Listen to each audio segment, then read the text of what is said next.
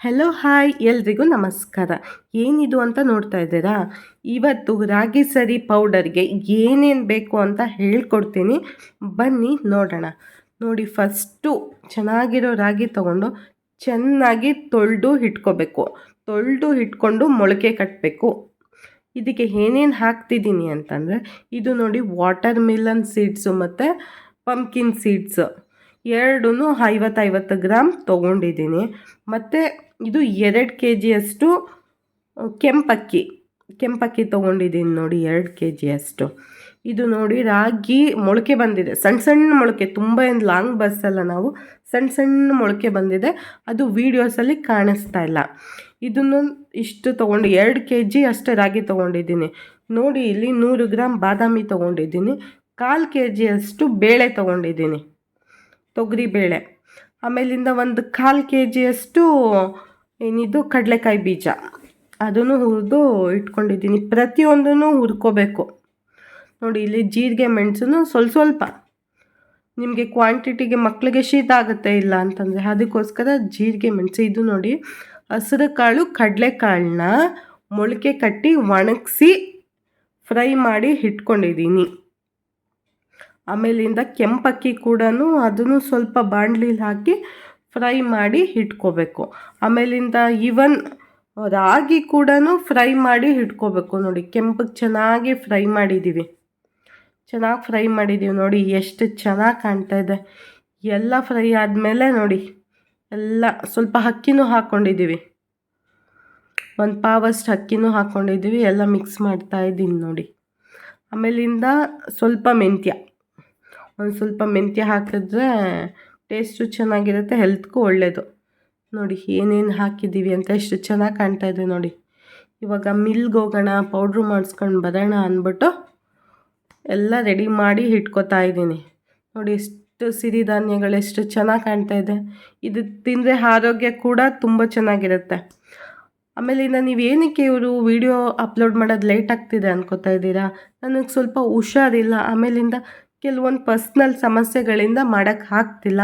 But ಇನ್ಮೇಲೆ ಆಗಲ್ಲ, everyday ವೀಡಿಯೋಸ್ನ ಹಾಕೋಕ್ಕೆ ಟ್ರೈ ಮಾಡ್ತೀನಿ, ಒಳ್ಳೊಳ್ಳೆ ಕಂಟೆಂಟ್ ಕೊಡೋಕ್ಕೆ ಟ್ರೈ ಮಾಡ್ತೀನಿ. ನೋಡಿ, ನಾನು ಏನು ಮಾಡ್ತಿದ್ದೆ, ಸಿರಿಧಾನ್ಯಗಳನ್ನೆಲ್ಲ ಒಂದು ಕಡೆ, ಬೇರೆ ಧಾನ್ಯಗಳು ರಾಗಿ ಸಪ್ರೇಟು, ಎರಡೂ ಸಪ್ರೇಟು ಮಿಲ್ಲಿಗೆ ತೊಗೊಂಡೋಗಿ ಬಿಡಿಸ್ತಾ ಇದ್ದೀವಿ. ಎರಡೂ ಒಟ್ಟಿಗೆ ಮಿಕ್ಸ್ ಮಾಡಿಲ್ಲ ನೋಡಿ, ಎರಡನ್ನೂ ಸಪ್ರೇಟಾಗಿ ಇಟ್ಟಿದ್ದೀವಿ ನೋಡಿ. ಅದು ಸಪ್ರೇಟು, ಇದು ಸಪ್ರೇಟು, ಎರಡನ್ನೂ ಸಪ್ರೇಟಾಗಿ ತೊಗೊಂಡು ಹೋಗಿ ಮಿಲ್ಗೆ ಹೋಗಿ ಮಾಡಿಸ್ಕೊಂಡು ಬರ್ತೀವಿ. ಯಾಕೆ ಅಂತಂದರೆ ಮುಂದೆ ಹೇಳ್ತೀನಿ. ಯಾಕೆಂದರೆ ರಾಗಿನ ಒಂದು ವೈಟ್ ಬಟ್ಟೆಯಲ್ಲಿ ಬಿಡಿಬೇಕು, ಅದ್ರದ್ದು ಪೌಡ್ರೆಲ್ಲ ಇನ್ನೂ ನೈಸಾಗಿ ಬರಬೇಕು, ಅದಕ್ಕೋಸ್ಕರ. ನೋಡಿ, ಇಲ್ಲಿ ನನ್ನ ಮಗ ಮಿಲ್ಗೆ ಹೋಗಿ ಪೌಡ್ರ್ ಬಂದಿದ್ದೀವಿ, ನನಗೂ ಕೊಡು ಆಟಾಡೋಕ್ಕೆ ಅಂತ ಇಲ್ಲಿ ಮನೇಲಿ ಜಗಳ ಮಾಡ್ತಿದ್ದಾನೆ. ಮತ್ತು ರಾಗಿ ಸರಿನ ಹೆಂಗೆ ಮಾಡೋದು ಅಂತ ತೋರಿಸ್ಕೊಡ್ತೀನಿ ಬನ್ನಿ. ಒಂದು ಪಾತ್ರೆ ತೊಗೋಬೇಕು. ಪಾತ್ರೆಗೆ ನೋಡಿ ನಿಮ್ಗೆ ಎಷ್ಟು ಕ್ವಾಂಟಿಟಿ ಬೇಕು, ಯಾವ ಕನ್ಸಿಸ್ಟೆನ್ಸಿ ಬೇಕು ನೀವು ರೆಡಿ ಮಾಡ್ಕೊಳ್ಳಿ. ನಾನು ನೋಡಿ ಒಂದು 2 ಸ್ಪೂನ್ ಹಾಕೋತಾ ಇದ್ದೀನಿ ಅಷ್ಟೇ. ಇದಕ್ಕೆ ಒಂದು ಗ್ಲಾಸಷ್ಟು ನೀರು ಹಾಕ್ಕೋಬೇಕು. ಒಂದು ಗ್ಲಾಸಷ್ಟು ನೀರು ಹಾಕ್ಕೊಂಡು ನೀಟಾಗಿ 1 ಗಂಟೆ ತಿರ್ಕೋಬೇಕು. 1 ಗಂಟೆ ಇಲ್ದಂಗೆ ಈ ಥರ ನೈಸ್ ಮಾಡ್ಕೋಬೇಕು. ನೈಸ್ ಮಾಡಿಕೊಂಡು ಒಲೆ ಮೇಲೆ ಇಟ್ಟು ಅದು ಕೈ ಬಿಡ್ದಂಗೆ ಇದನ್ನು ಹೀಗೆ ತಿರಿತಾನೆ ಇರಬೇಕು, ಇಲ್ಲಾಂದರೆ ಲಮ್ಸ್ ಆಗಿಬಿಡುತ್ತೆ, ಗಂಟಾಗಿಬಿಡುತ್ತೆ. ಒಂದು ಸ್ವಲ್ಪ ಬೆಲ್ಲ ಹಾಕ್ತೀನಿ. ಉಪ್ಪು ಹಾಕ್ಕೊಳ್ಳೋರು ಉಪ್ಪು ಹಾಕ್ಕೋಬೋದು, ಬೆಲ್ಲ ಹಾಕ್ಕೊಳ್ಳೋರು ಬೆಲ್ಲ ಹಾಕ್ಕೋಬೋದು. ನೋಡಿ, ನಾನು ಸ್ವಲ್ಪ ಬೆಲ್ಲ ಹಾಕ್ಕೊಂಡಿದ್ದೀನಿ. ನನ್ನ ಮಗಂಗೆ ಬೆಲ್ಲ ಹಾಕಿದ್ರೇ ತುಂಬ ಇಷ್ಟ ಆಗೋದು.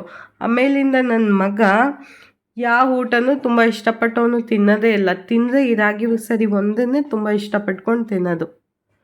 ನೋಡಿ, ಈ ಥರ ಎಲ್ಲ ನೀಟಾಗಿ ಲಂಪ್ಸ್ ಇಲ್ದಂಗೆ ಈ ಥರ ಮಾಡ್ಕೋಬೇಕು. ನೋಡಿ ಆಗಿದೆ.